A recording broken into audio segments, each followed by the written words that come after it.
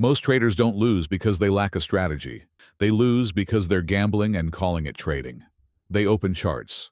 They draw levels. They talk about structure and liquidity. But when it's time to click buy or sell, they're not executing a plan. They're placing a bet. Same broker, same market, same candles printing on the screen. Yet one person is running a business and the other is chasing a rush. One thinks in probabilities. The other hopes. One accepts risk before entering. The other negotiates with it after the trade is live. And the dangerous part is this. The gambler rarely knows that's what he is. He believes he's trading. He believes he's learning. He believes he's almost there. But the market doesn't care what you call it. It only responds to behavior. If your decisions are driven by impulse, emotion, or the need to be right, you're not trading. You're speculating without structure. You're reacting without an edge. You're risking money without a repeatable process. And that's gambling, no matter how sophisticated the chart looks. So the real question isn't whether the market is hard. The real question is simple. Are you actually trading? Or are you just placing better-dressed bets? Part 2. If you strip away the clean chart layouts and the smart terminology, gambling and trading always leaves fingerprints. It shows up in habits, in emotional decisions, in small compromises you justify in the moment. Most traders don't notice it because the behavior feels normal. Everyone around them trades the same way. But normal in trading doesn't mean professional. It often means reckless with better branding. Reason 1. No defined edge. You say you trade breakouts, or support and resistance, or price action. But if someone asked you to explain your edge in numbers, could you? How many trades have you tested? Over what sample size? What is average win rate? Your average loss? Most traders can't answer clearly because they've never treated trading like a probability model. They trade what looks clean, what feels strong, what someone else posted that morning. That isn't an edge. That's intuition, mixed with hope. A trader with an edge knows that over a large series of trades, the numbers work in his favor. A gambler believes this trade will work because it feels right. That difference is everything. Reason 2. Emotional risk adjustment. Before entering, you tell yourself you'll risk 1%. Then price moves against you, and suddenly the stop feels too tight. So you widen it. Or you move it lower. Or you remove it completely because the setup is still valid. That's not trade management. That's avoiding pain. Other times you do the opposite. You've had a few wins and you feel confident, so you increase size slightly. Not because your system told you to, because your emotions did. When risk changes based on mood, you're gambling. In a casino, the person who doubles their bet after a loss isn't following a strategy. They're reacting.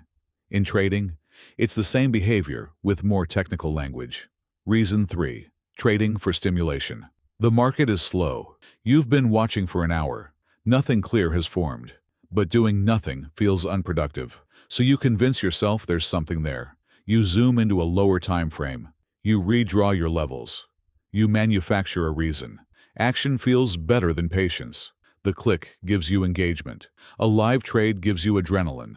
But trading isn't meant to entertain you. It's meant to exploit a defined edge. When your reason for entering is to escape boredom, you're not trading. You're feeding a need for activity. That's gambling psychology in disguise. Reason 4.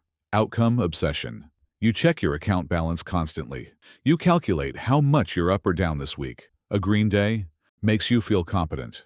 A red day makes you question your entire strategy. That emotional swing tied to short-term results is classic gambler behavior. A gambler celebrates wins as proof of skill and takes losses personally. A trader evaluates execution across a series of trades. One outcome means nothing. 10 outcomes mean little. The only thing that matters is whether the process was followed correctly. If your confidence rises and falls with each trade, you're emotionally attached to the outcome. And once you're attached to the outcome, you're no longer operating from probability.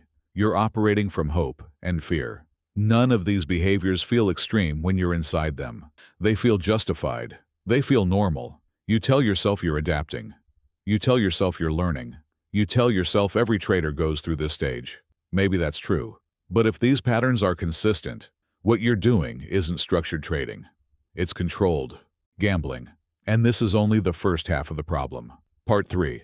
The first 4 reasons are visible. You can catch them if you're honest. But the next 3 sit deeper.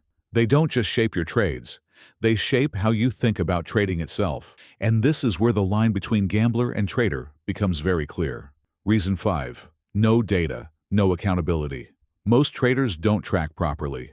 They remember how a trade felt. They remember the big win. They remember the painful loss. But they don't record the details consistently.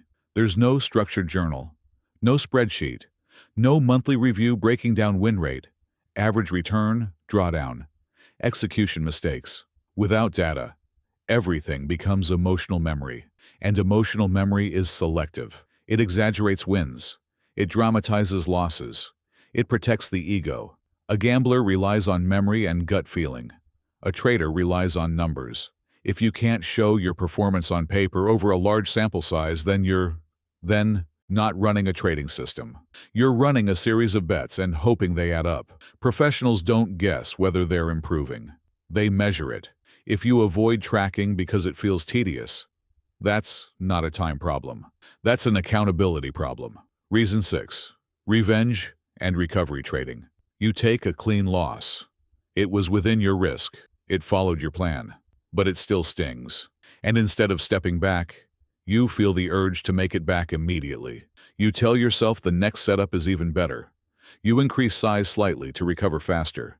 You jump into a marginal trade because it looks close enough. That emotional urgency to repair the damage is pure gambling psychology.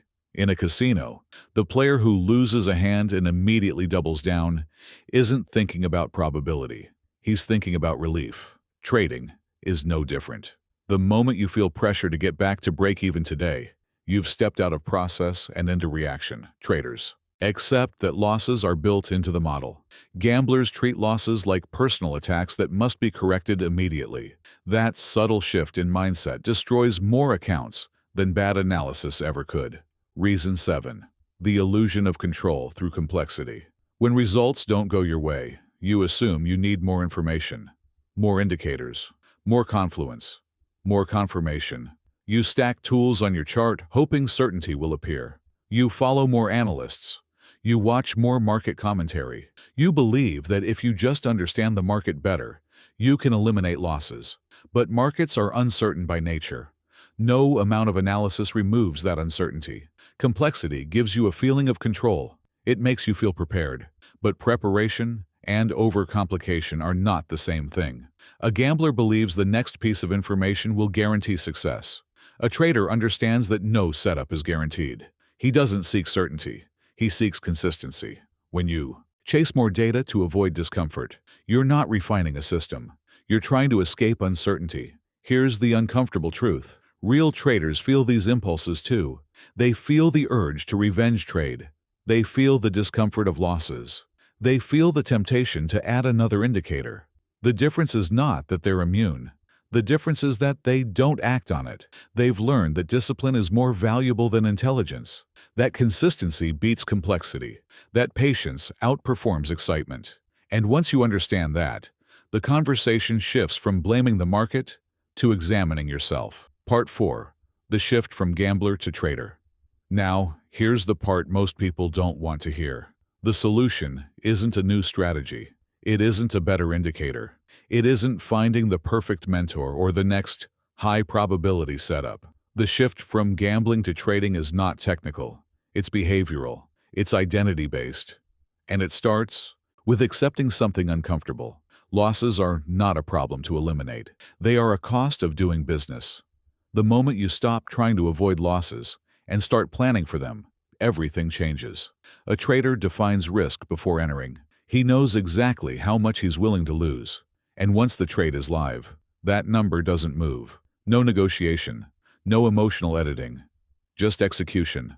The next shift is this: measure process, not outcome. Stop asking, "Did I make money today?"